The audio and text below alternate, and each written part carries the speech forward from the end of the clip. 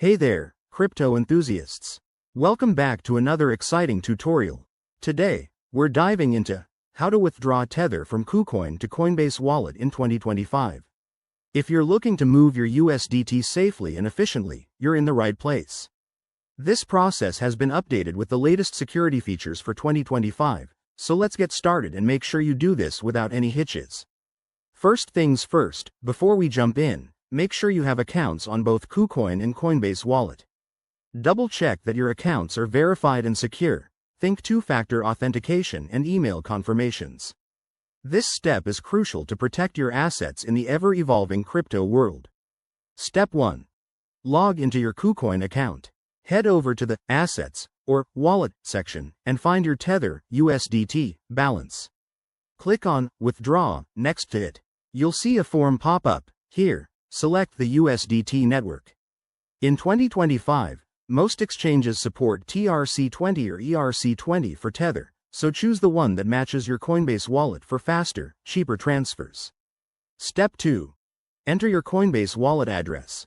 This is super important. Copy it directly from your Coinbase app to avoid any typos that could send your funds into the void. Paste it into the address field, then specify the amount you want to withdraw. Remember, there's usually a minimum withdrawal limit and network fees, so check those to avoid surprises. Step 3. Review and confirm. Kucoin will show you a summary of the transaction, including fees and the estimated arrival time. If everything looks good, hit confirm, and you'll likely need to approve it via email or 2FA. Once done, sit tight. The transfer might take anywhere from a few minutes to an hour, depending on network congestion. After the withdrawal, hop over to your Coinbase Wallet app. You should see your USDT arriving soon. Keep an eye on transaction statuses using blockchain explorers like Etherscan or Tronscan for extra peace of mind. And that's it. You've successfully withdrawn Tether from Kucoin to Coinbase Wallet.